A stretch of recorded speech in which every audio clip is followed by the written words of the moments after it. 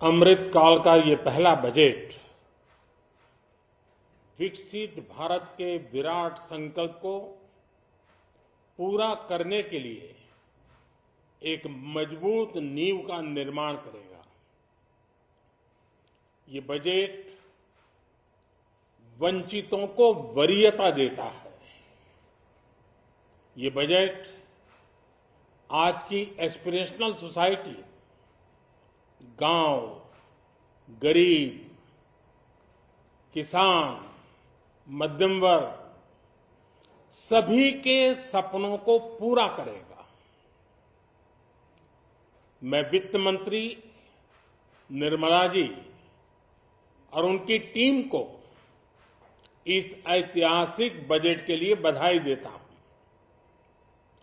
साथियों, परंपरागत रूप से अपने हाथ से औजारों और टूल्स से कड़ी मेहनत कर कुछ न कुछ सृजन करने वाले करोड़ों विश्वकर्मा इस देश के निर्माता है। लोहार, सुनार, कुम्हार, सुथार, मूर्तिकार, कारीगर, मिस्त्री, अनगिनत लोगों की बहुत बड़ी लंबी लिस्ट है। इन सभी विश्वकर्माओं की मेहनत और सृजन को देश इस बजट में पहली बार अनेक प्रोत्साहन योजना लेकर के आया है। ऐसे लोगों के लिए ट्रेनिंग, टेक्नोलॉजी, क्रेडिट और मार्केट सपोर्ट की व्यवस्था की गई है।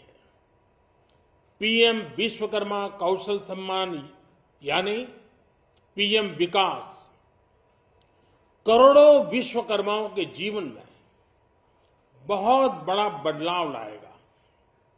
साथियों, शहरी महिलाओं से लेकर गांव में रहने वाली महिलाएं हो, कारोबार रोजगार में व्यस्त महिलाएं हो या घर काम में व्यस्त महिलाएं हो, उनके जीवन को आसान बनाने के लिए बीते वर्षों में सरकार ने अनेक विध कदम उठाए हैं। जल जीवन मिशन हो, उज्ज्वला योजना हो, पीएम आवास योजना हो, ऐसे अनेक कदम। इन सबको बहुत बड़ी ताकत के साथ आगे बढ़ाया जाएगा। उसके साथ साथ महिला सेल्फ हेल्प ग्रुप एक बहुत बड़ा सामर्थ्यवान क्षेत्र आज भारत में बहुत बड़ी जगह अपने हाथ एक्वायर कर चुका है। उनको अगर थोड़ा सा बल मिल जाए तो मिरेकल कर सकते हैं। और इसलिए विमेन सेल्फ हेल्प ग्रुप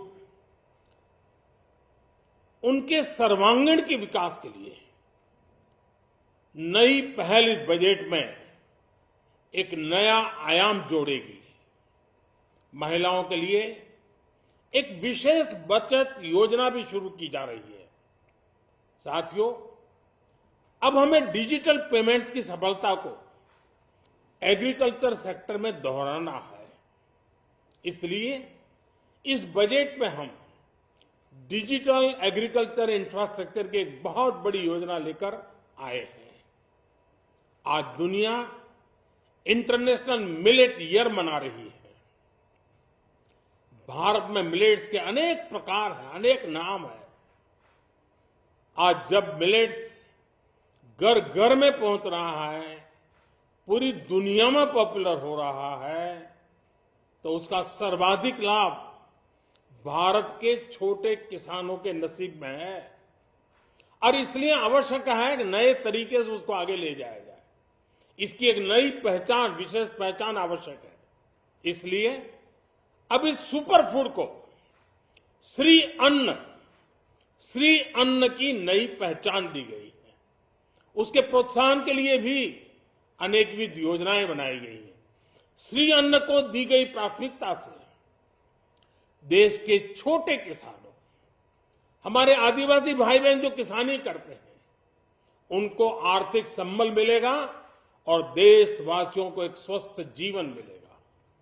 साथियों, ये बजट सस्टेनेबल फ्यूचर के लिए green growth, green economy, green energy, green infrastructure और ग्रीन जॉब्स को एक अभूतपूर्व विस्तार देगा। बजट में हमने टेक्नोलॉजी और न्यू इकोनॉमी पर बहुत अधिक बल दिया है। एस्पिरेशनल भारत आज road, rail, metro, port, waterways हर क्षेत्र में आधुनिक इंफ्रास्ट्रक्चर चाहता है।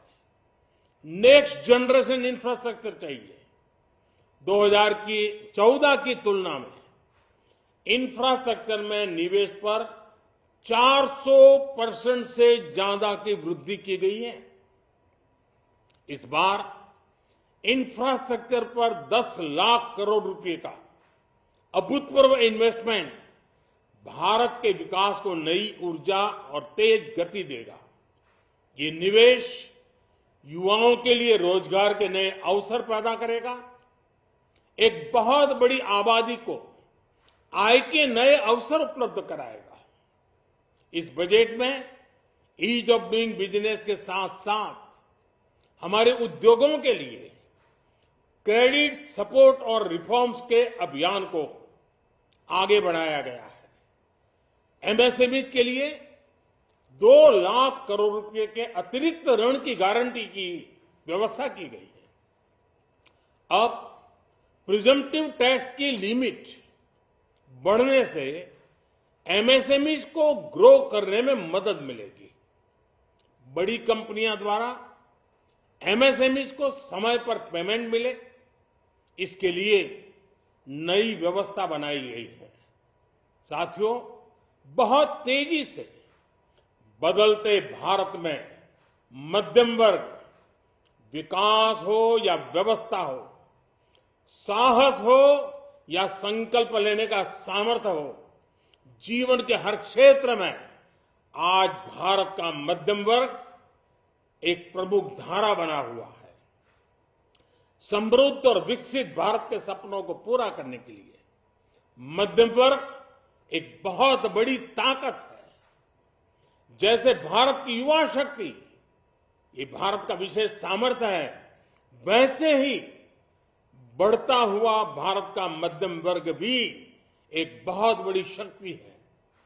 मध्यम वर्ग को सशक्त बनाने के लिए हमारी सरकार ने बीते वर्षों में अनेकों निर्णय लिए और ईज ऑफ लिविंग को सुनिश्चित किया है।